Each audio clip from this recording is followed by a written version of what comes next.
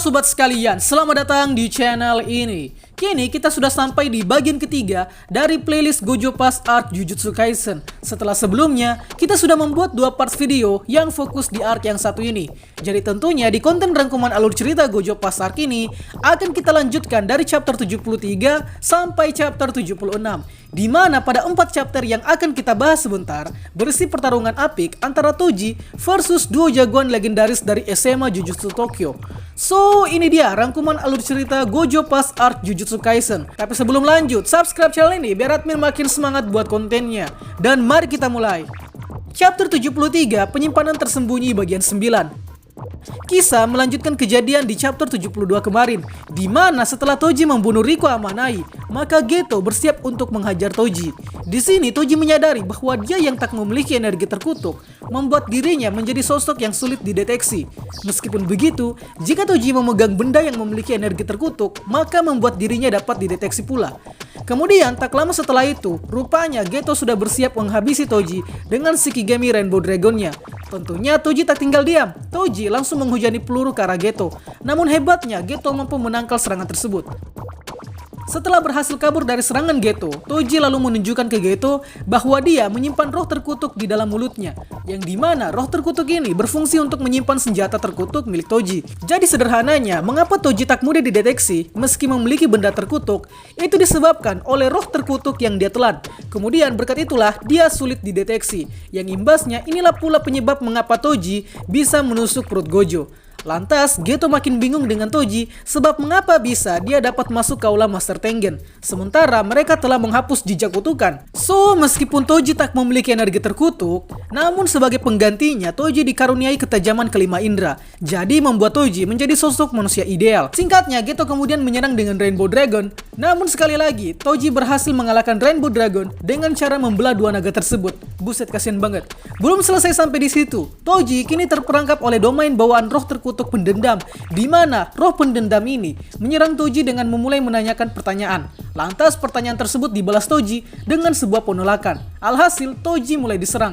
Tiba-tiba dari belakang Toji muncullah Geto yang berniat untuk menyerap roh terkutuk milik Toji. Namun hal itu dibatalkan sebab serangan Geto justru ditangkis. Dan ya, Geto ditebas habis-habisan oleh Toji hingga babak belur. Kini kondisinya sudah berpihak ke Toji, di mana Geto pingsan, Riko tewas, dan Gojo yang setengah mati. Tapi kemudian jari Gojo bergerak, tanda bahwa dia akan bangkit sebentar lagi. Chapter 74, penyimpanan tersembunyi bagian 10. Kini Toji membawa mayat Riko Amanai ke kuil grup bintang religius, di mana Toji menyerahkan tubuh Riko ke Shigeru, yakni salah satu umat bintang religius. Dengan misi Toji yang berhasil, tentunya Toji akan segera mendapatkan bonusnya. Di samping itu, Shigeru juga mengungkapkan bahwa organisasi keagamaan yakni bintang religius adalah organisasi yang mendukung hak-hak non-saman di dunia Jujutsu. Di samping itu, mereka juga memikirkan tentang resiko yang akan terjadi, yakni mengamuknya Master Tengen akibat tak menyatunya dia bersama dengan wadah plasma bintang yakni Riko Amanai. Singkatnya, setelah misi Toji berhasil, kini dia keluar dan menikmati hadiahnya. Namun siapa sangka, ternyata Gojo telah menunggu Toji tepat di depan kuil, di mana Toji tentu saja kaget sebab harusnya Gojo ini sudah mati. Tapi alangkah ajaibnya, justru Gojo dapat menyembuhkan dirinya sendiri dengan teknik pembalik, di mana energi pembalik pada dasarnya terdiri dari energi kutukan negatif. Maka dari itu, Gojo berusaha untuk mengendalikan energi negatif yang kemudian ditumpuk lagi dengan energi negatif pula, hingga akhirnya mengaktifkan energi positif, dan terciptalah teknik pembalik. Mengetahui bahwa Gojo kini memiliki sifat yang semi-immortal, Toji lalu memulai lagi pertarungan kedua dengan Gojo, di mana Toji langsung mengambil pedang terkutuk dan langsung menebas secara membabi buta ke arah Gojo. Tapi Gojo tentu saja tak ingin mati dua kali, sebab kini dia sudah mengembangkan teknik baru, yakni teknik putaran balik atau reverse rotation teknik red. Dan duar! Serangan Gojo tadi kena telak ke Toji dan kini membuat Toji terhempas jauh. Chapter 75, penyimpanan tersembunyi bagian 11.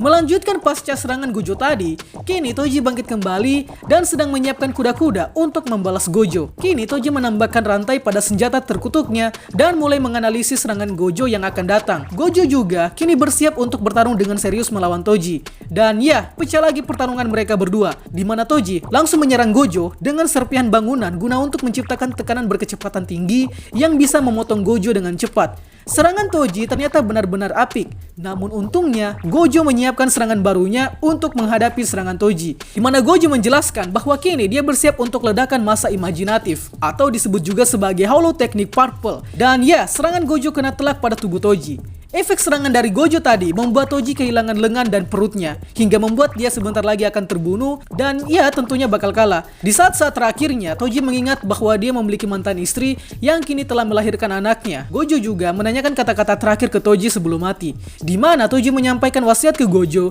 bahwa dalam 2 atau 3 tahun yang akan datang, anaknya nanti akan dijual ke klan Zenin, dan Toji pun mati di pertarungan melawan Gojo Satoru. By the way, anak yang dimaksud Toji ini adalah Megumi Fushiguro. Sedih juga ya. Chapter 76, Kematian Prematur. Setelah pertarungan Gojo versus Toji, kini kita beralih ke Geto yang ternyata masih hidup, di mana kini dia mendatangi kuil bintang religius. Tapi di tengah jalan dia menemukan roh terkutuk dari Toji yang kini merangkak, tanda bahwa Toji sudah meninggal.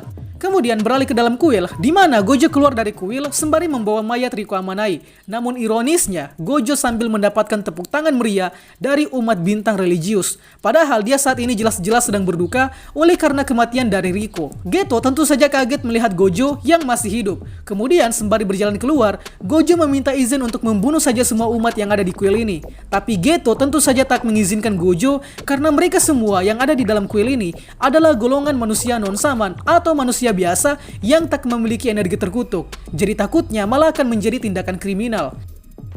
1 tahun kemudian, di tahun 2007, lebih tepatnya kini Gojo, Geto, dan Shoko sudah menjadi siswa kelas 3, di mana saat ini Geto dan Shoko sedang menguji teknik Infinity dari Gojo yang ternyata menjadi semakin kuat. Di samping itu juga, Gojo kini menguasai teknik reverse penyembuhan diri, sehingga memungkinkan dia untuk menggunakan teknik Infinity-nya kapanpun dan selama apapun.